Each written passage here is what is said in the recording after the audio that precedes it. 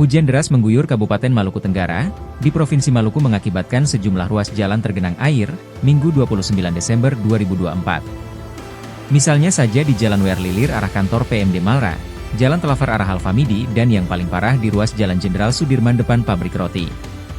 Ironisnya, genangan air di depan pabrik roti sudah lebih dari 3 tahun lalu terjadi. Namun hingga kini dinas teknis tidak responsif menanggulangi permasalahan tersebut dengan dalil keterbatasan anggaran.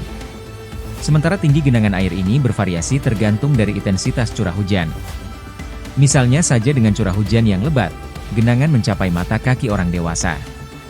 Bahkan membutuhkan waktu sekiranya 3 jam, setelah hujan reda untuk surutnya genangan air di kawasan tersebut. Situasi ini memang tidak bisa dianggap remeh, mengingat lokasi genangan air merupakan pusat arus lalu lintas yang padat dengan sejumlah kendaraan yang lewat selang hitungan menit. Florence, salah satu pegawai laundry di kawasan tersebut, mengemukakan, genangan ini sudah lama terjadi namun tidak diatasi hingga kini. Dijelaskan, apalagi memasuki musim penghujan seperti Desember ini di mana curah hujan meningkat dari pagi hingga malam.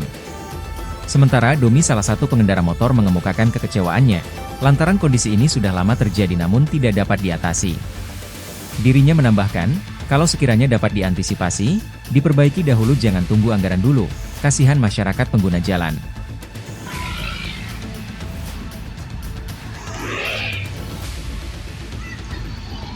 Download Tribun X sekarang, menghadirkan lokal menjadi Indonesia.